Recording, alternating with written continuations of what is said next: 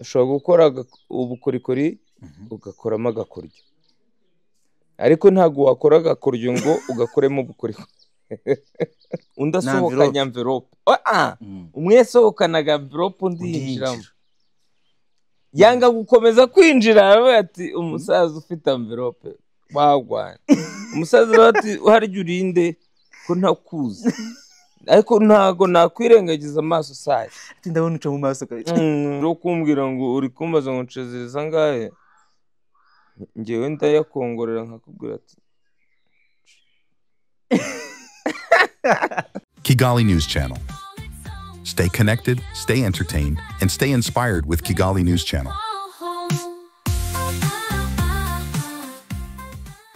Yes. Vuga ngo Kigali News Channel, cyangwa se uvuge mu rugo. Vuge mu rugo nyine, none se ubu ntababizi. Barabizi abantu bakoze subscribe, barabizi ko twatangiranye igihe kinini gishize, yego kigera ku mwaka. Ndabyibuka. Yego ndabyibuka. Ama umeze ute? Meze neza, ndashima Imana. Ntabwo twari tuguherutse, wabaga he? Nagewe nabaga hano tu.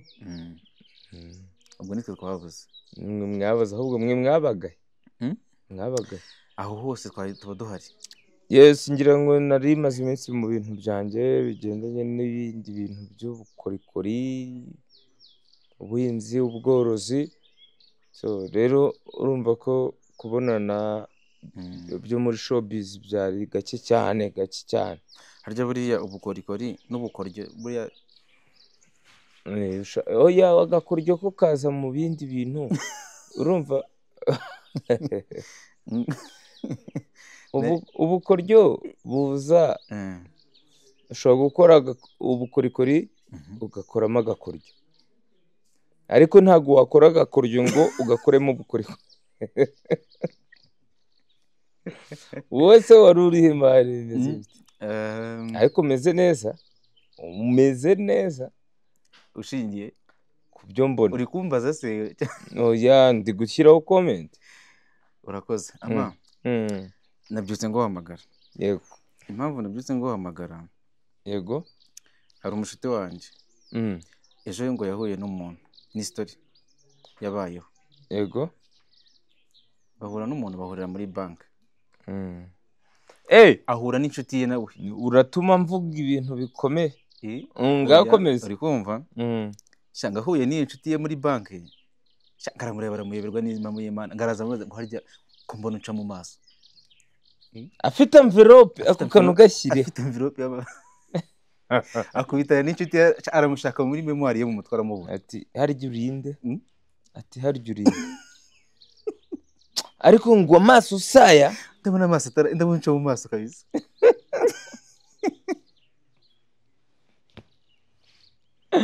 Wagiye umbabarira gadi. Inshuti yacu. Uri kumva? Ariko ngo yaramwaproshinze ashaka kumusuhuza, aravuga ati amakuru. Ariko se harya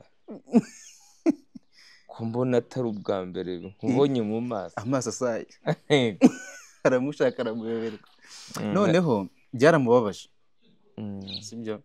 Ntawe uramuzi ko story byaramubabaje, ariko nyine mu kumubabaza, uri kumva, n'ubundi nisanga hari akantu nayimaranye iminsi ndi kwibaza, ndavuga ati ariko ubundi kubera iki byagera ahantu umuntu aririmba umuntu kandi nawe ari umuntu? Ubwo niwe nari ndi gutekereza, niwe nari ngezeho. Umuntu ngewe sinjya mumenyera, narakubwiye ngo isomo nize kuri iyi si rikananira n'umuntu. Ese noneho sasa kuri iyo story y'uwo muntu, iyo issue iriya yejo, ku itariki zingahe? Ni 23. Barakubitana afite amafaranga yeberwa. Wenda ayo mafaranga yari yamuhumye amaso, nose niba atamwibuka. Ati harya nkuzi. Ati ariko ndabona nkuzi wo. Ese ama bose bari bahuriye muri bank. ntago muri banki ari muri gare ya Nyabugogo cyangwa se ahandi hantu ushobora gukubitanira n'umuntu mwese buri umwe ahari hose wagorera kwanza n'umuntu buri umwe aba afite icyo yaje kuhakora kandi kijyanye n'aho hantu kuki nyine twakubitana nka kwirengagiza kandi twese ibyo babyita kamere muntu. Iyo umuntu afite iyo kamere nyine nuko nguko bigomba kugenda, kamere yo ku buryo babona amafaranga ntabwo ikibazo ari none se iyo envelope yari azi harimo iki, wenda n'ibirayi yari yiguriye avuze ngo reka. Muri banki rero ubaye utaje kubitsa amafaranga ukaba utaje kuyafatamo wawe uje kuyafata cyangwa se wenda ukaba uje kwaka inguzanyo sibyo none se kuverisa uko biri kose umuntu uri muri banki hari impamvu aba hari kandi ijyanye n'amafaranga, serivisi z'abaturage ibyo ndabyumva nanjye ariko ntabwo aje kuyakuguriza nawe nyine se bwo nyine iboretse ako kantu tukagendanemo neza. Ushobora kuba ubona umuntu avuye muri banki afite envelope avuye gufata inguzanyo, ntabwo inguzanyo yafashe ari iyo kuza guha gade uretse gato ako kantu tugere ko tugendana neza. Nakubona mu maso ukuntu ndi kugukeka, nkabona muri gahunda ufite harimo kumbwira ngo ndabona umeze neza, gahita ariko ubundi urinde ko yes bose bari muri banki. Yego bombi bari muri banki. ntago yari umwe bakubitanye ngo yinjira undi asohokanye envelope. Umwe yasohokanaga envelope undi yinjiramo, yanga gukomeza kwinjira ati umusaza ufite envelope wagwana. Umusaza ati harya urinde ko ntakuzi, ariko ntago nakwirengagiza amaso saye ati ndabona uca mu maso ni harya ni wowe runaka cyangwa ni wowe nyine nyibwire.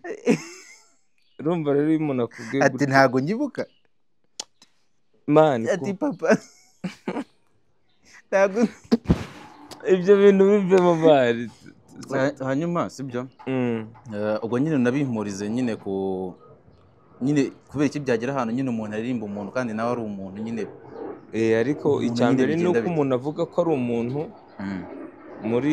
muri iyo kwidisitenga nawe akavuga ko nawe ikintu kimubabaza ari umuntu. Ntavuge ku bantu gusa, akavuga ati ariko nanjye mwibuke ko ndi umuntu. So njyewe abantu nyine ni uko tumeze, ni uko tubayeho. Umuntu si inyama n'amaraso n'amagufa, no. Umuntu ni ikibyihishemo, kare nibwo nari ndi gukora ikiganiro kuri Ama-G The Black Official, bagende banarebe na link turayishyiraho mu pininge barebe ibiganiro ndi gukora. Kuki umuntu akora indirimbo urumva akagira views 50,000 ariko afite abasub 15,000 abo 30 na bingahe kuki badakora sub ko ari ubuntu? Nandi kubaza biraryana bitekeye ikibazo. Noneho ni ikintu kidafata ni segonda ugikora. Gukoraho gutya ni gukoraho ubuzima bwawe bwose, kora subscribe kuri Kigali News Channel, ujye gukora Ama-G The Black. Ariko ku biganiro ndi gukora mani birakaze. Wowe nimba warakoze sub uraza kubibona, kuko nanjye nakoze subscribe kuri Kigali News Channel. Nje ndeba wagiye kureba abantu bamwe na bamwe, nkabona wagiye kureba Kagarara, nkabona nyine ngomba kureba ibyo bintu. Ndavuga ati wow, iyi channel wenda ifite n'ikintu ifite yinjiriza abantu mu mutwe. Buriya kujya kureba umuntu ahantu yiga kandi noneho kure y'umujyi, noneho wowe ikibazo cyawe waravuze wabonye atari kure. Ntabwo ari kure. Buriya kenshi urumva nyine ahantu hari umuvandimwe ntabwo hakubera, ntabwo hajya haba kure. Hanyuma arakandi kantu nshaka ko twibazaho mu gakeya. Ferana kisubiza? Yego yego, uramfasha tugasubiza. ndagerageza. yego urabona hari ukuntu nk'ubu ngubu amagi nshobora kuzinduka mu gitondo sibyo cyangwa se isaha iyo ari yo yose nkavuga ati amagi muvandimwe fura ya data. oya ibyo ni ukubeshya nyine bitewe n'ikintu ushaka. aha icyo nshaka kuvuga akenshi twitana ba brother wandi abavandimwe sibyo big brother sibyo. uzi ko umuhungu abwira umukobwa ngo ngumva bro yego icyo urakizi bireza. hanyuma ubwo icyo nari kwibaza buretse ako kantu banza ukumva bite bro ni umukobwa kubera kumenyera gukoresha iyo mvugo ikaba yamwokama akahita ngo sister ngo nyeneye amafaranga ya n'aya mani nayo uri kuyumva iyo atangiye amwita bro akajyamo sister. oya banza sister nyuma ngo mani bro ngo njye ntukazajye ngo ushaka kunyumvira ubusa. urumva avuye muri sister yinjiye muri bro barabaroze ni wa muniga ugivuga. urumva ikintu nari gushaka ko uzatumira uriya muniga mani tuzamwegera tuzamushaka. ikintu nari kwibaza ahanini hari imvugo umuntu ashobora gutangira kubwira ugahita umenya icyo agiye kukubwira. yego urugero umusa akenshi umuntu uyikoresha hari icyo aba agiye kugusaba. ntago ari ukuvuga ngo aje kukubwira ko uri umuntu mwiza. oya agitangira ngo umusa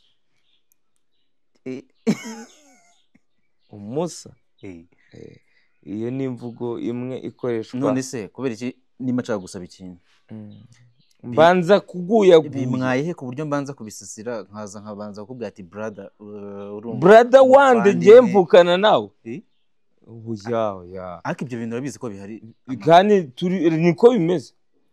ariko ngenda guhamagara nti God mpita ngusha ku ngingo subizi.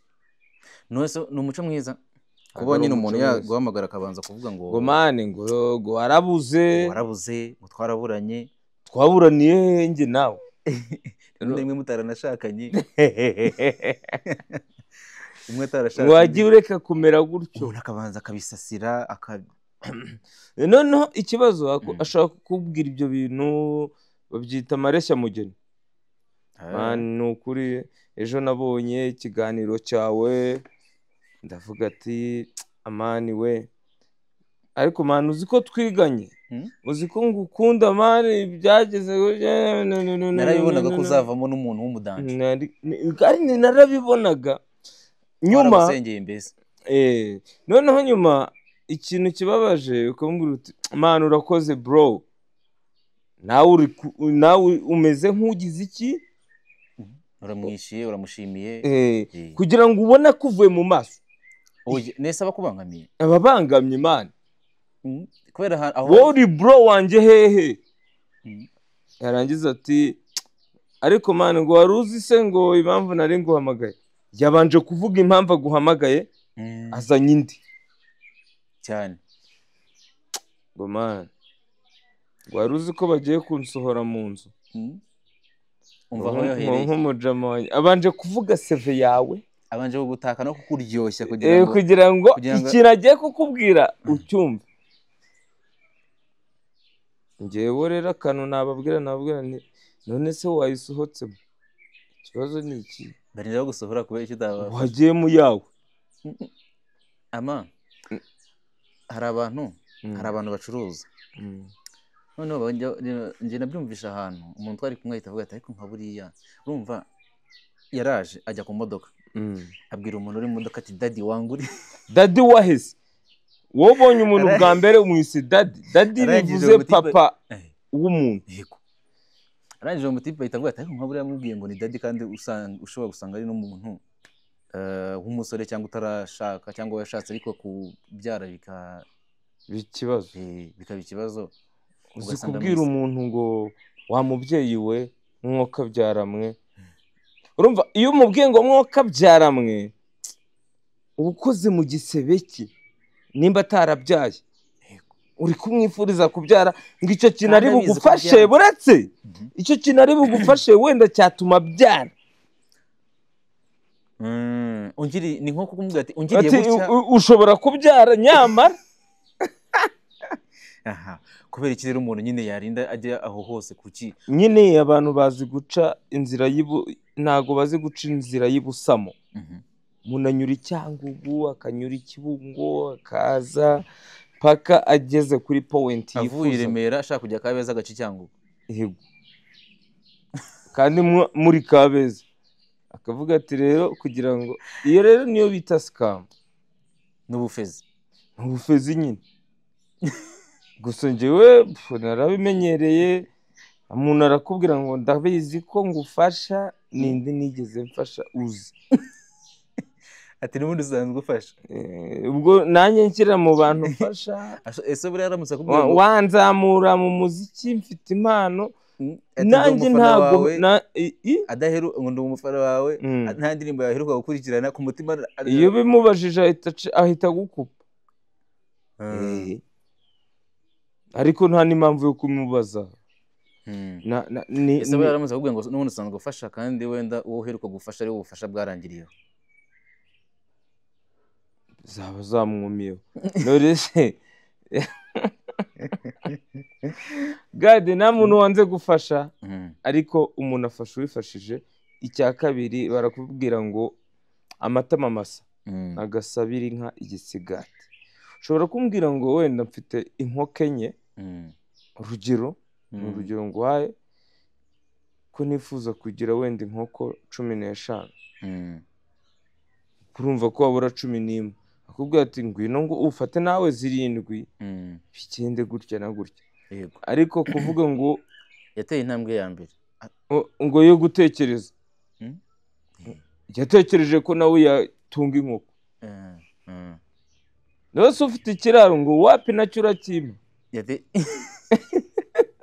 yatekereje kuguhamagara n'umushinga watangiriye nicyo cyonyine ikintu yatekereje no kuguhamagara cyonyine asiga urumva ibyo bintu urabyumva ute nkawe wowe urumva ni uguferana nyine harimo ibintu by'ubufezi nyine oya ni scam ariko ariko nanone nta kintu bitwaye ntacyo bitwaye umuntu yanagufasha ariko nyine kuba nashaka gusaba ikintu nkabanza kugutaka nkakubwira ibigwi byawe utanazi nkakwibutsa ko twabanye kuri brother kuri muvandi oya ibyangabyo yo sister wagwane mani two tuburanye turaburanye none se sister nawe waranyanze utwo tuntu tubanza n'utuntu tw'ufezi sister sinavukanye nawe cyo kimwe urangira brother gute bro mva bro none se ngo mene ngo narakubonye ngo mbona ngo uri umuntu ufite umutima mwiza wabibonye he wabibwiwe n'iki ni ibiki ko mfite umutima mwiza wowe ufite aruko mutima ikintu ushobora gupima tuvuge ukuntu bapima aruko test ngo ni mutima test wakonfirime ukavuga ati urakoze wenda urugero ariko iyo ariko rero irakaze ariko ni iyo avuze ariko uhita uvuga ati aha karabaye ntabwo ari byo ariko mujye muyitondera ngo mani ngo wakoze indirimbo nziza ngo ariko ngo wagakwiye kuba wakoresheje ngo ibi bintu ibi ni ntabwo wari kuyita iminsi wari kuyita ibyumweru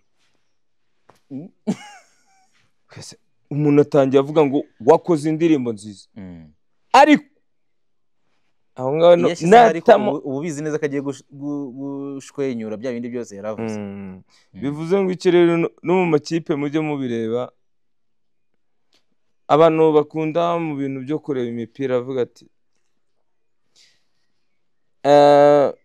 Paris Saint-Germain irahura na Chelsea ariko aho ngaho niho ruzingiye urumva aho hantu hari ko abageze muri rompo abageze ahantu agiye kuduta icyo bita duti.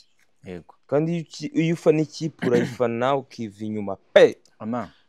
tugarutse kuri uriya muntu twahereyeho biriya bintu kuba byamurakaje byari ngombwa, biriya bintu we byakurakaza kubitanye n'umuntu nk'ubu tugakubitana ndi gusohoka muri banki ntabwo byandakaza sinanjye kumva ngiye muri banki usugu byandakaza gute. ariko yarababaye ntabwo nyibuka koko papa kanaka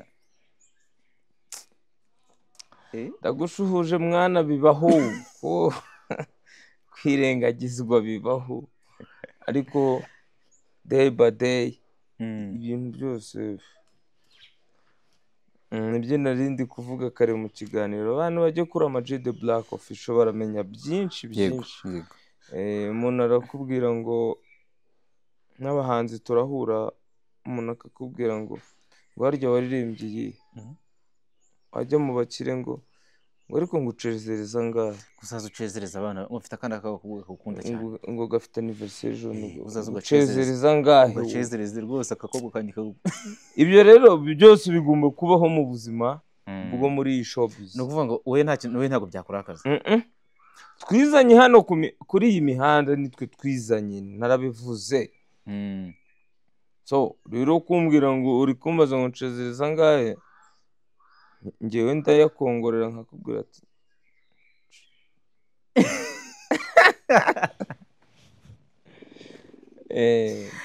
abandi bati wazambwira ukama appointment iyo uri kugotwa muri izo nzira njye mba nagezeyo nanayacejereje byagucanze ukavuga uti nari nakubwiye ngo uzambwire ukajya gucezereza abana bakagukubita umufungo wawe nkitahira nta kintu biba bitwaye.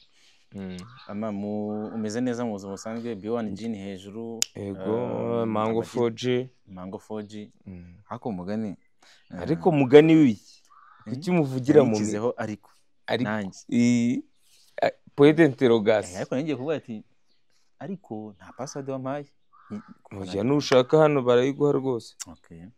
Kuri Ama G The Black Official birimo biri kugenda neza. Wenda aba followers cyangwa se abantu bankurikirana aba sub bari kwiyongera ariko views ntago zimeze nk'ukuntu abantu bazitekerezaga, ariko nje ni kuriya nazitekerezaga.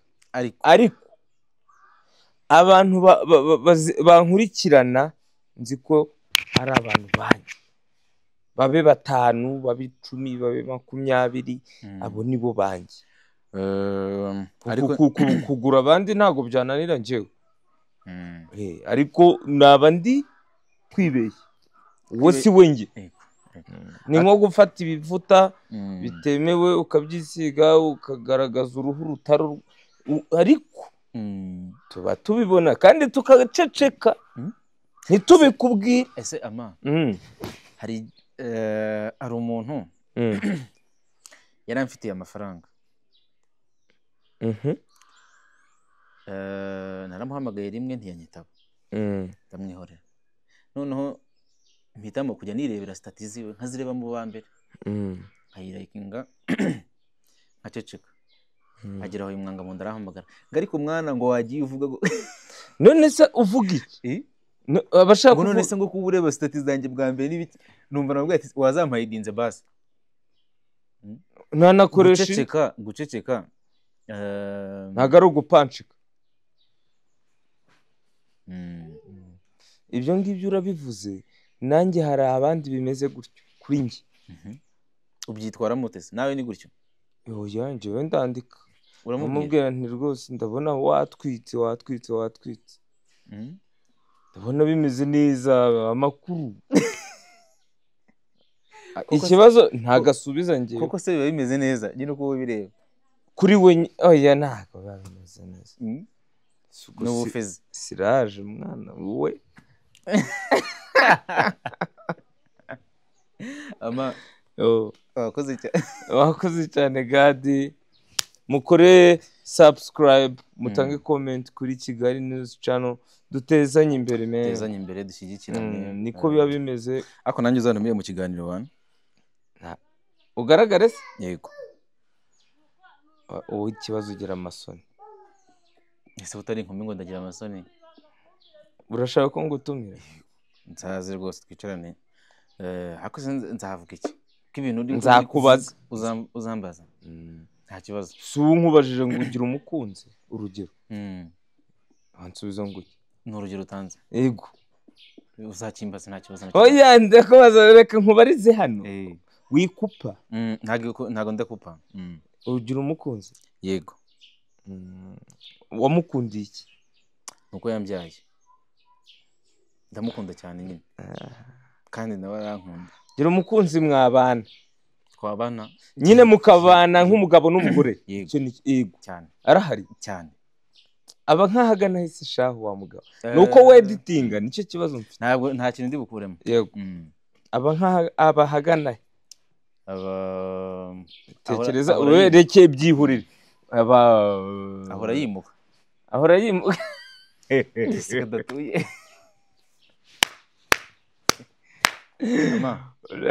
ujye umubwira yimuke neza yego ajye yimuka neza urakoze cyane urakoze cyane God